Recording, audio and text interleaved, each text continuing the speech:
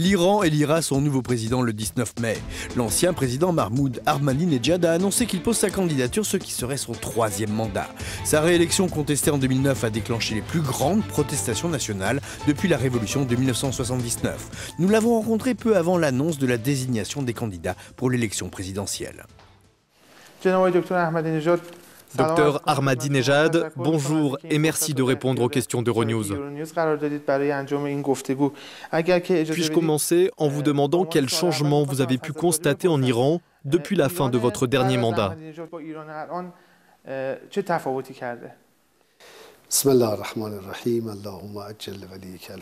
Au nom de Dieu, je voudrais saluer vos auditeurs et téléspectateurs, vous-même et vos collègues.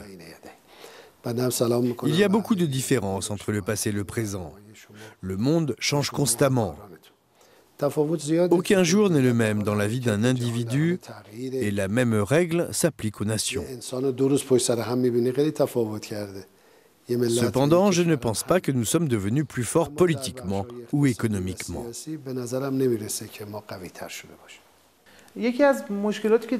Un des problèmes pendant votre présidence étaient les sanctions économiques et internationales qui ont été dures pour l'économie du pays.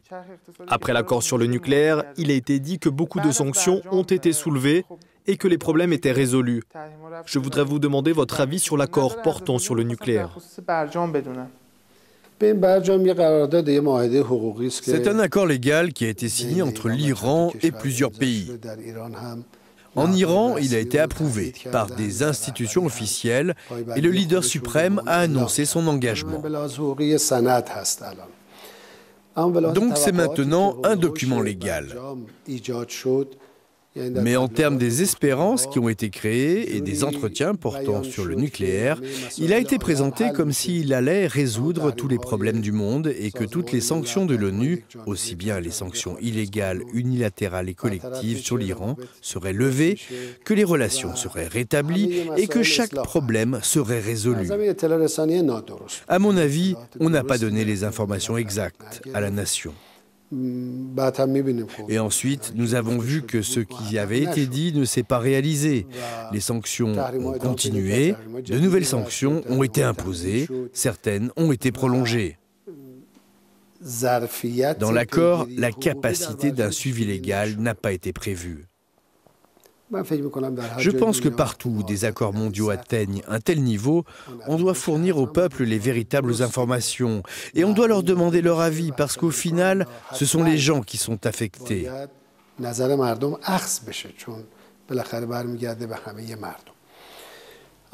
selon l'Agence internationale de l'énergie atomique, les Iraniens ont accompli leurs engagements. Mais l'autre partie non, et je pense qu'ils devraient le faire.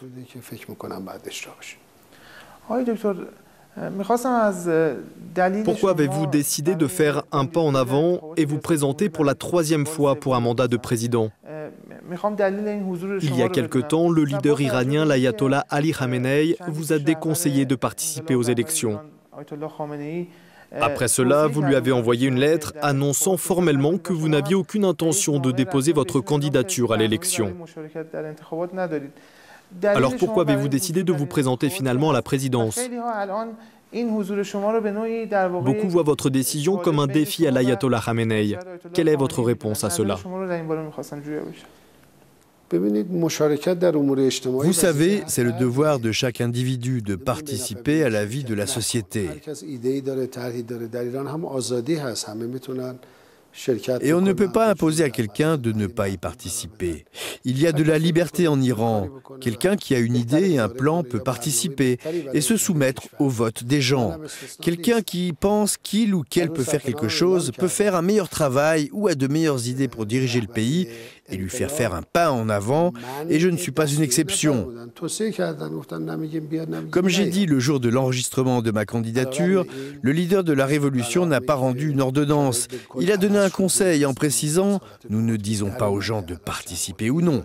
En plus, la situation a totalement changé. Ce n'est plus bipolaire, mais multipolaire.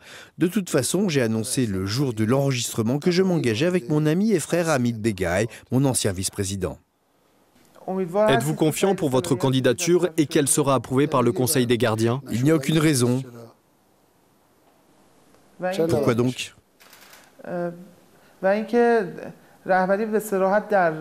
Le leader a clairement soutenu votre candidature aux élections de 2009. Il semble aujourd'hui que vous n'avez pas le même soutien qu'à l'époque. Qu'en pensez-vous?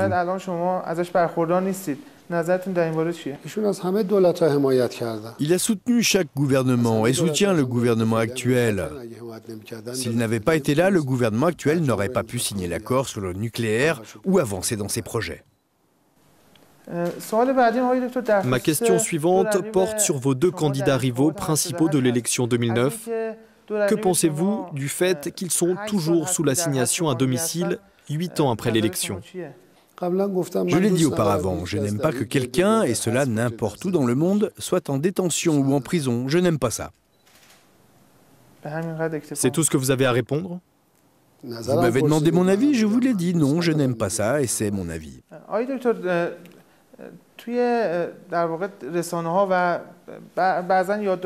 Dans les médias et dans quelques cercles politiques, il est dit que votre candidature, ainsi que celle de votre ancien vice-président, M. Bagaï, ne sont pas sérieuses et qu'elles sont simplement une tentative pour gagner une sorte d'immunité contre les charges de corruption politique et économique. Que répondez-vous à ces critiques?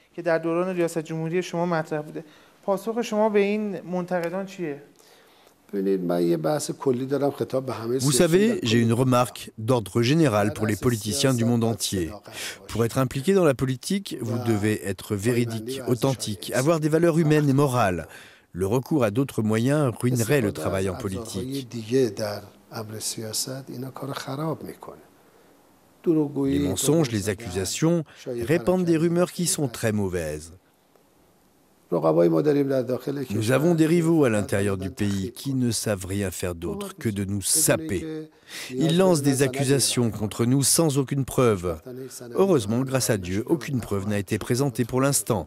Autant dire qu'elle n'existe pas, tout simplement. La vie de M. Bagaï a été scrutée minutieusement. Beaucoup de commissions et de groupes institutionnels différents ont examiné son profil, mais rien n'a pu être trouvé sur lui. Cependant, il y a quelques personnes qui pensent qu'en retransmettant des informations fausses, ils peuvent les faire ressembler à la réalité. Il n'y a aucune procédure légale contre lui. Quelqu'un peut être le sujet d'accusations, mais il n'est pas difficile de faire valoir un argument contre quelqu'un. Vous devez simplement déposer une plainte, obtenir un numéro d'enregistrement, et c'est le début d'une procédure légale. Mais ceux qui ont déposé n'ont pu prouver quoi que ce soit contre moi, M. Bagaï ou mes amis, et ils ne pourront jamais le faire. Vous venez d'une faction ultra-conservatrice, les principlistes. Mais aujourd'hui... Qu'entendez-vous par faction principliste? La faction qui se fait appeler ainsi. Ce n'est pas ça. Les principlistes ne m'ont pas soutenu du tout. J'ai toujours été lié à différents politiciens et au peuple sans jamais changer ma manière d'être. Mais si par principliste, vous voulez dire être engagé sur un ensemble de principes, alors vous pouvez le dire à coup sûr. Je suis très engagé sur un ensemble de principes et de valeurs, et je ne suis pas enclin à les abandonner pour des rivalités politiques. Enfin, mon but est d'améliorer la situation pour le peuple, mon pays et le monde. Pensez-vous être populaire dans la société iranienne? J'ai une bonne relation avec le peuple. Vous devez regarder dans votre propre cœur pour trouver la réponse. Si vous aimez les gens vous aimeront en retour. Je veux dire, si vous obtenez l'approbation du Conseil des gardiens, pensez-vous que cela vous fasse gagner en popularité? Oui, je pense que les gens me donneront leur confiance. Vous avez envoyé une lettre à M. Trump après son élection à la présidence des États-Unis. Que contenait cette lettre et avez-vous obtenu une réponse? Vous n'avez pas lu cette lettre? Si, mais je veux l'entendre de votre bouche. Monsieur Trump a fait des revendications et des promesses. Je lui ai rappelé ses promesses et lui ai expliqué comment il pourrait les accomplir. Je l'ai fait comme un devoir humain. Nous tous avons un tel devoir à rappeler aux autres. Je l'ai fait comme un devoir. Cela n'a pas d'importance s'il l'accepte ou pas. J'ai fait mon devoir. Je lui ai dit quelle façon est juste et quelle façon est mauvaise. Et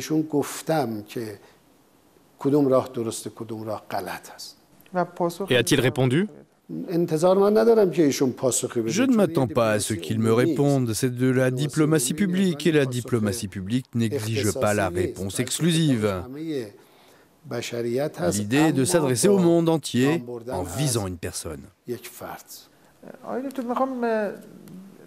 À propos de la situation en Syrie, après la récente attaque de missiles américaines, où pensez-vous que cela va mener?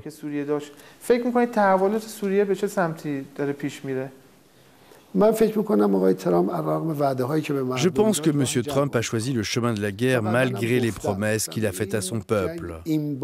Je l'ai déjà dit et je le dis à nouveau, cette guerre mènera certainement à la chute de l'hégémonie américaine dans le monde. Je crois qu'il y a beaucoup de raisons à cela, mais je l'expliquerai une autre fois. L'Iran, les États-Unis, la Russie, l'Arabie saoudite, la Turquie, nous tous, on doit se donner la main pour travailler à la sécurité, au dialogue et à la paix en Syrie. Et deuxièmement, pour aider à accomplir la volonté et la souveraineté du peuple syrien, nous devons respecter la souveraineté syrienne et laisser le peuple choisir ce qu'ils veulent. Et nous devrions accepter leur choix. Personne n'est au-dessus du peuple syrien. Personne.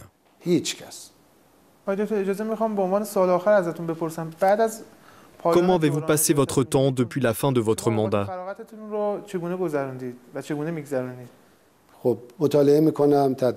J'étudie, j'enseigne à l'université.